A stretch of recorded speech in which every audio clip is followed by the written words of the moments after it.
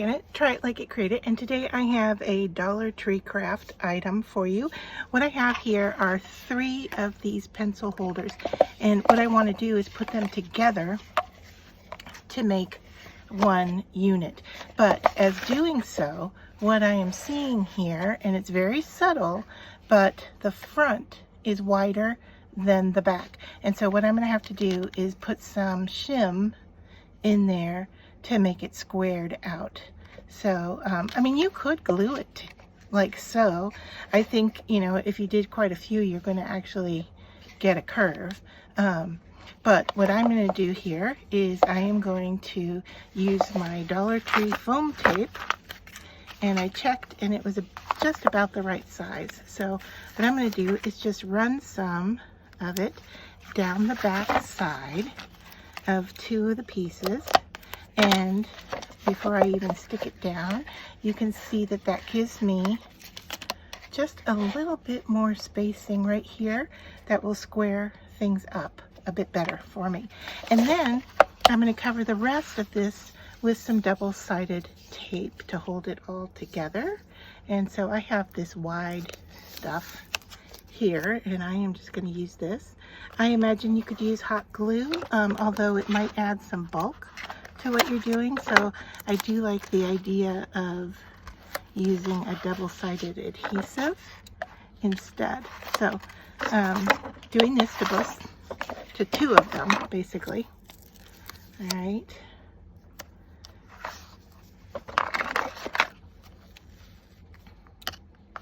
And then I'm going to cover it in contact paper that I also got at the Dollar Tree.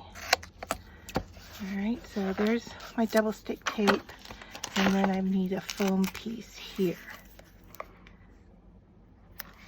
Now, I have already started to cut out my contact paper, and I picked a nice black and white pattern to go over this. I'll show you it's a floral, but one thing I do want to point out is that when you're tracing them, you want to, and I don't know if you can see my pencil lines here, but here's the curve on this piece and here's the curve on this piece. So you want to get one for each side because it's gonna, you know, go on each side of this piece. So what we just need to do here now is I'm gonna cut off this corner here because I've got a little extra sticking out there.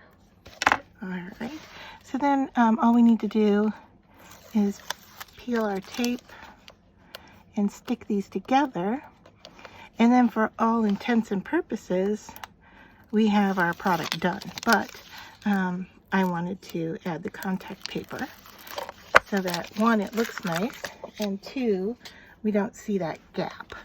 All right, so that's one set of peeled, and here is the next one. And there's a little bubble in the tape. That's okay. I'm less concerned about the thin tape than I would be the foam tape. All right, so, and I got some stuck to my finger here. All right, so now to put it all together, we want to just line everything up and make sure we have them where we want them, and then give it a good pinch in here. Now you could, if you wanted to, you know, even use some clamps there. And if you used, you could, now this double-sided tape is pretty darn sturdy, but if you wanted to put some like a super type glue in there, you could do that as well. And that's also sold at the Dollar Tree. So you have a couple options there as to how you want to put this piece together. All right, so there, for the most part it's done and ready to be used, but I am going to, you know, cover the sides, and I wanted to cover this strip up here as well. So I have cut a strip that can go over this edge, and all I need to do is find the piece that I think is attractive to go there. All right, and then I want to cover the front panel as well. All right, and then if I wanted to, I could go over this area here with some black Sharpie if I wanted to, but here I'm just going to start peeling the contact paper and sticking it down in place. So hopefully, let's see if I can get this to unpeel, unstick, unpeel. All right, there we go. So I've made this larger than what I need. Hopefully you can see what I'm doing here. I'm going to line it up on the front.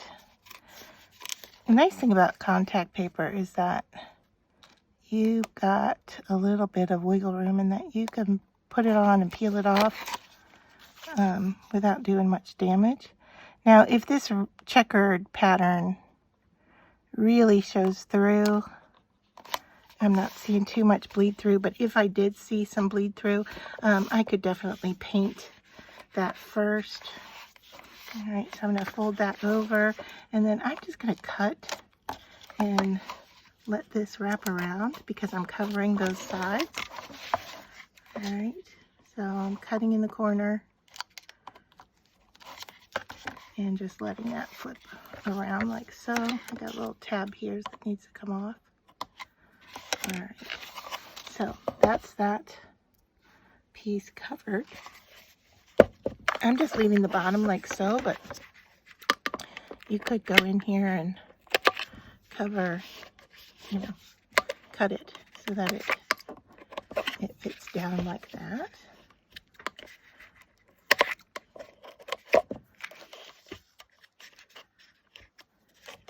Make it a little bit more permanent, I guess. There we are. All right, and then we have the top edge, right? So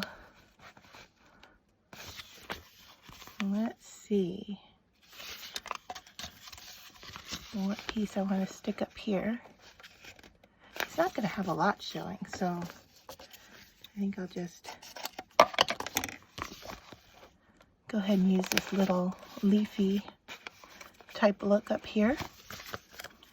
All right, and then my trick for getting this to peel apart is to fold down a corner. And as I'm doing this, I'm looking at my hands and they are extremely dry. I need to get some lotion going. All right, so I'm going to cover this top edge.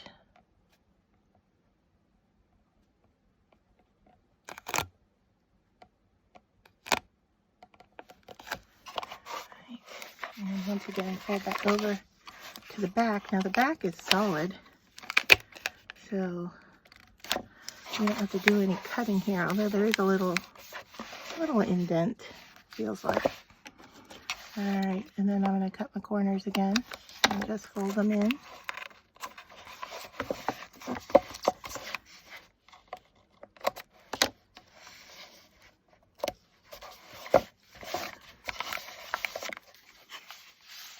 Okay, and then I have one of these cut out. I'm going to cut out the other one.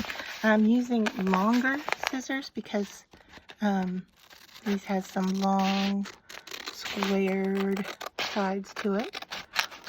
Anything that doesn't fit or is too large, I can always trim up once I have the contact paper on the piece.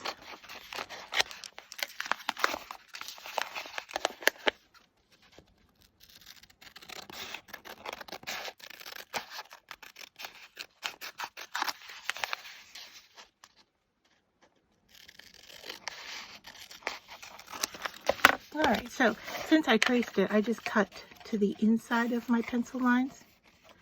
Alright, and that's looking pretty good. Now, what I'm going to do with this is I'm going to peel this piece back.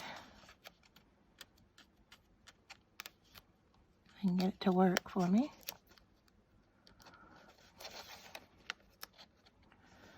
My goodness. Alright, there we go. It let loose. Alright, and this time I'm not going to peel off the whole back cover. I'm just going to peel back a part of it, and I am going to stick this down to the top curve here.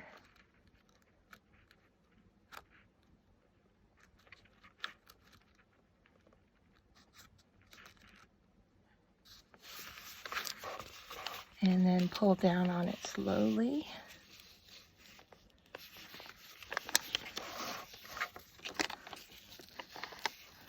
And I can see here I'm a little crooked, so I need to adjust.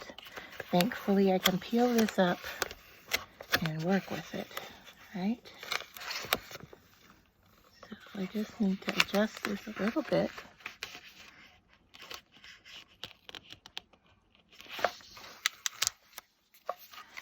And if it's not fitting, I will just stick down a larger piece and trim it to size. So hopefully I can get this to stick down without bubbles, but I'm not having such good luck without the wrinkles here. Okay.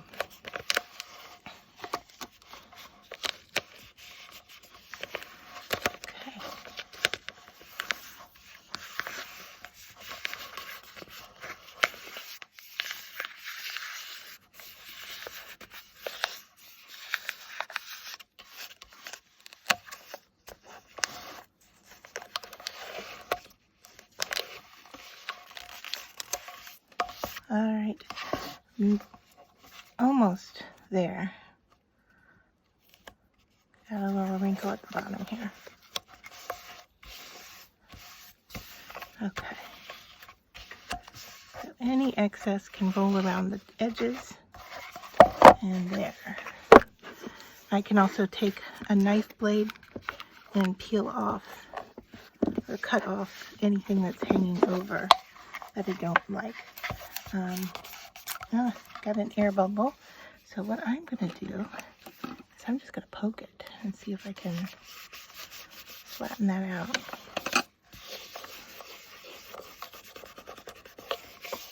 All right, not bad. And then we just have the other side to do.